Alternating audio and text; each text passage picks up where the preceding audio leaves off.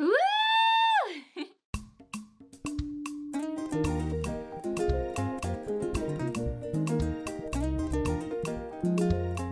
Aujourd'hui, nous allons parler de ce qui va se passer après le Brexit en 2021. Donc, quelles seront les modalités pour voyager de la France au Royaume-Uni? Dans cette vidéo, je pourrai répondre à cette question.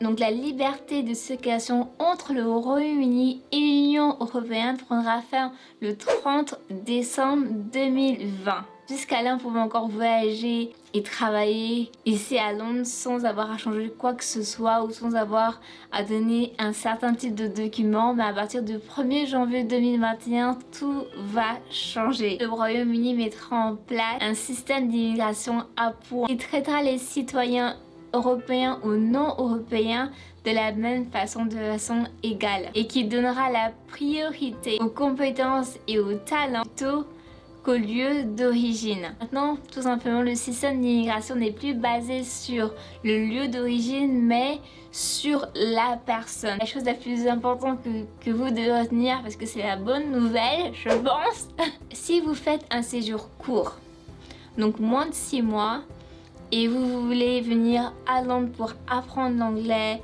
ou participer à des conférences ou à des événements, oui, bien sûr, vous pouvez venir ici, apprendre la langue, il n'y a pas de souci, vous n'avez pas besoin de visa. Ça, c'est la bonne nouvelle, n'est-ce pas? À savoir. Par contre, si tu fais plus de 6 mois, ce sera différent. Donc, il se pourrait, parce que dans cette vidéo, il y aura beaucoup de conditionnel, il y aura beaucoup de probabilités parce que rien n'est vraiment a été mis en place. Donc du coup, tous les sites internet que j'ai pu regarder ou les vidéos que j'ai pu visionner, il y a personne qui m'a donné une information sûre, parce que rien n'est sûr de toute façon encore, mais c'est probable que certaines choses que je vais vous dire vont se mettre en place. D'après ce que j'ai pu dire, ce qu'on pourrait demander si vous avez des longs séjours, c'est regarder votre casier judiciaire, oui. Parce qu'avant, tu pouvais venir ici sans ce genre de documents. Bien sûr, maintenant, ce sera différent. On pourra sans te demander le casier judiciaire et de sécurité pour la douane. C'est-à-dire que maintenant, la douane, puisque c'est un pays européen, quand nous faisons partie encore de l'Union européenne, ici, donc c'était différent. Je pouvais acheter tout ce que je veux et ramener en France, pas de souci. Maintenant, les choses vont changer et malheureusement, on ne sait pas encore comment cela va se faire, mais il pourrait que ce soit les règles de droit des pays non européens qui s'appliquent. Ça veut dire quoi? Ça veut dire qu'en ce moment, à l'heure où je parle, il y a des pays non européens, d'accord, et des membres des pays européens qui voyagent déjà pour venir ici en Angleterre. Et du coup, pour eux, puisqu'ils sont pas européens, il y a des mesures qui sont mises en place pour eux, pour la douane. Et du coup, on pense, en tout cas, il se pourrait qu'on utilise les mêmes mesures alors pour les Français et les autres pays de l'Union européenne. Donc ça encore, c'est une probabilité, mais tout n'est pas encore clair. Donc maintenant, nous allons parler vraiment du système d'immigration à points. C'est quoi ce système? Un système qui te permettra de savoir dans quel statut tu te trouves. Je vais sur le site Doc UK, je clique sur le lien et je pourrai accéder à la demande de visa. Donc quand tu vas mettre tes informations, ce que tu veux faire ici, si tu es étudiant ou non, travail qualifié ou non, par rapport à ça, tu auras un certain point qui t'attribueront et tu pourras être dans une catégorie, et par rapport à cette catégorie, ils pourront te dire que tu pourras venir ici ou pas. Donc je ne sais pas comment le système des points fonctionne malheureusement. Est-ce que si j'ai 10, je pourrais venir à Londres, ou si j'ai 20, je pourrais venir? Je ne sais pas comment ça fonctionne, je n'ai jamais utilisé. Donc vraiment, c'est à vous d'essayer. Après, la mauvaise nouvelle aussi à savoir, c'est que vous devez payer maintenant les frais de visa. Avant, c'était pas le cas. Maintenant, je viens ici plus de 6 mois. Je devrais payer des frais. D'accord? Donc, préparez-vous à prendre l'argent de votre poche et à le donner. Ah, on aime ça, d'accord? On aime ça. C'est bien donner son argent. J'aime donner mon argent. Vous vous rappelez avant la carte européenne d'assurance maladie. Donc avec cette carte, on était assuré que si nous arrivait un pépin ici, si on avait un petit boubon, on pouvait aller à l'hôpital, être pris en charge. Voilà, c'était inclus. Maintenant, ce n'est plus le cas. D'accord, cette carte elle va être complètement annulée, elle va disparaître et du coup maintenant ils vont mettre en place, encore ça c'est une probabilité, est-ce qu'il n'y a rien encore mis en place, il se pourrait que vous aurez deux options. La première option c'est que lorsque vous avez payé votre visa, d'accord, il vous demande de payer des frais en plus.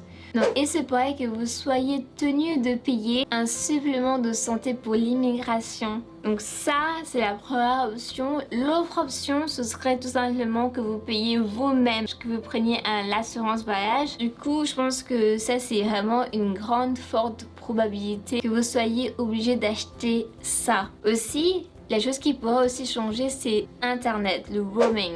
Donc, vous savez que maintenant, avec votre abonnement téléphonique, normalement, vous dépensez pas plus si vous voulez utiliser Internet ici, c'est gratuit. En tout cas, pour certains opérateurs, et tout dépend bien sûr de votre contrat téléphonique. Mais en général, c'est comme ça. Quand moi, je vais en France, je ne dépense pas plus que c'est inclus. Mais normalement, il se pourrait que cela change. Donc, je parle encore de probabilité parce que certains disent que cela ne changera pas. Donc, pour certains abonnements téléphoniques, ils disent non, nous, on changera pas ça, on ne va pas faire payer plus nos clients.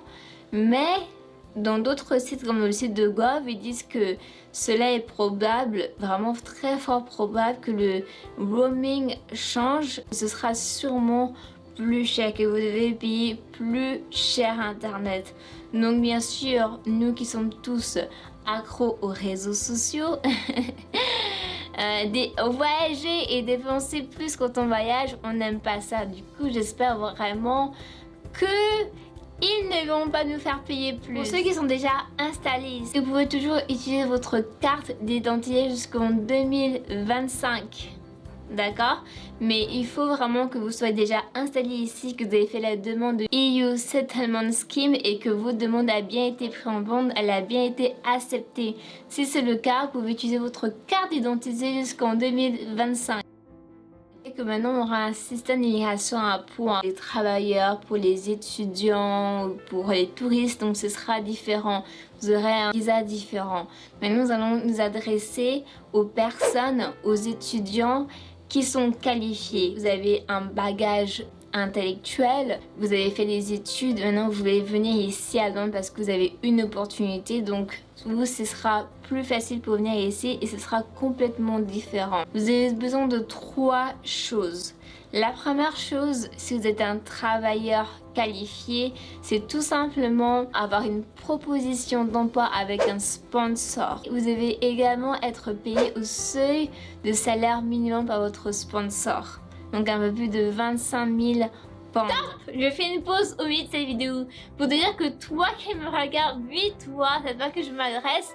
Il faut que tu t'abonnes si tu n'es pas encore abonné. Oui, abonne-toi si tu aimes mon contenu. Je fais des vidéos sur Londres, des vidéos qui parlent de mode, qui parlent de DIY. Je fais plein de choses différentes. Donc si tu aimes ce que tu vois, clique ici maintenant. Abonne-toi également sur Instagram, j'appelle Evelyne Olala. Et si tu es déjà abonné, bien sûr, like ta vidéo. Vous regardez, vous ne likez jamais, c'est pas normal. Ok, maintenant, continuons la vidéo. Bien sûr, vous devez parler anglais, d'avoir le minimum B1. Donc, vous devez faire le test B1 qui est le test de speaking and listening. Donc, il n'y a pas d'écrit, on vous posera juste des questions à l'oral et c'est à vous de parler, de répondre aux questions. Si vous réussissez le test, vous avez un minimum d'anglais et du coup, vous pouvez tout simplement facilement voyager. Et donc, du coup, il faudra avoir les trois éléments dont j'ai cité pour pouvoir être dans le statut de travailleur qualifié. Donc, c'est ces trois éléments-là. Sachez que vous pouvez tout simplement faire une demande de visa. Pourquoi ce sera plus facile pour vous ?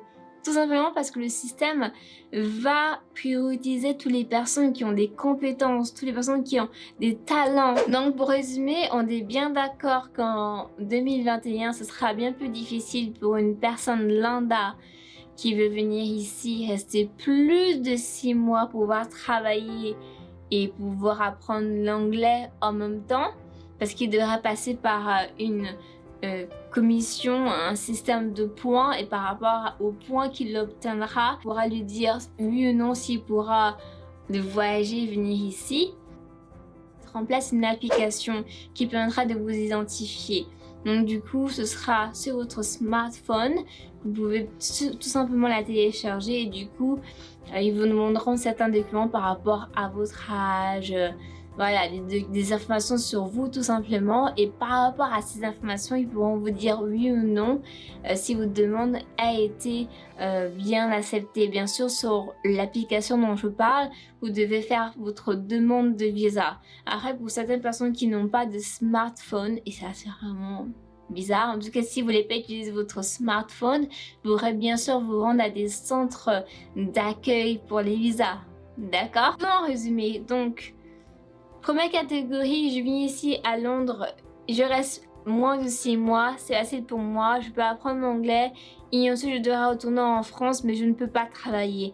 Deuxième catégorie, je suis un travailleur qualifié, j'ai des compétences, j'ai un sponsor, j'ai déjà un contrat qui m'assure que je pourrais gagner plus de 25 500 par an et pas par mois. Du coup, je peux venir ici sans problème. En tout cas, ce sera plus facile pour moi de venir ici parce que je pourrai subvenir à mes besoins et parce que j'ai des preuves tangibles, des éléments qui pourront me qualifier pour avoir un visa pour les travailleurs qualifiés.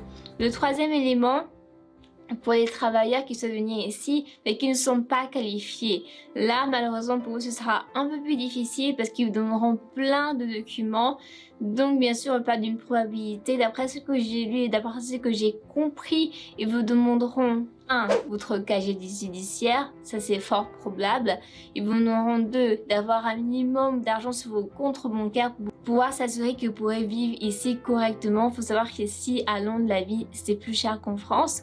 Et aussi, ils vous demanderont bien éventuellement de payer des frais de visa et des frais aussi pour votre santé, donc d'avoir une assurance santé. Bien d'accord, pour résumer, qu'ils vont prioriser les personnes qui sont qualifiées, qui ont un talent, qui ont une compétence, qui viennent ici pour faire quelque chose. D'accord? Et si c'est pas le cas pour vous, malheureusement, ce sera un peu plus difficile. Donc, venez ici avant 2021. C'est le conseil. Plus de cartes d'assurance maladie européenne et plus de cartes d'identité maintenant. Maintenant, c'est juste votre passeport biométrique que vous pourrez utiliser pour voyager. J'ai décidé de faire un résumé. Bien sûr, il y aura d'autres éléments, il y a plus de choses à savoir et tout n'est pas encore concret. Tout n'a pas été encore mis en place. Donc, c'est vraiment pour vous des idées, pour vous aider à avoir déjà un minimum d'informations. Bien sûr, la première chose à faire, c'est d'aller sur les sites que je mettrai en bas, cliquez sur le lien et lisez attentivement tout ce qu'on vous demande. Moi, j'ai bien dit que je faisais vraiment un petit résumé de tout ce que j'ai trouvé, mais bien sûr, il y aura sûrement d'autres éléments que vous pourrez trouver dans ces documents-là. Après, je pense que je ferai une vidéo update par rapport à la situation parce que je pense qu'en 2021, espérons que les choses seront plus clair, plus précis et plus explicatif as well. Donc on va voir ça en 2021, mais pour l'instant c'est tout ce que j'ai pu vous donner. Donc voilà, n'hésitez pas à me contacter sur Instagram si vous voulez me parler directement, poser directement vos questions. Parce que je me suis bien renseignée sur la question et je réponds très vite. Je m'appelle Evelyne Olala, j'ai le même nom partout sur les réseaux sociaux. L'abonnée de la semaine s'appelle Stéphanie Happy. Wouh! Merci Stéphanie Happy, j'aime beaucoup ton nom Happy. J'aime trop, c'est trop beau. Si c'est vraiment ton nom de famille, oh là, ce serait magnifique. En tout cas, je te laisse. Merci beaucoup pour ton soutien. Je vois tous tes commentaires. Hein. Je vous reconnais à chaque fois. C'est toujours les mêmes. En tout cas, je vous laisse. Et si on te l'a jamais dit, sache que tu es une personne dynamique. Oui, tu es une personne énergique et active. Je te laisse et garde ta positivité, garde ton énergie, ton dynamisme. Bye bye, à toutes, à la prochaine dans une autre vidéo.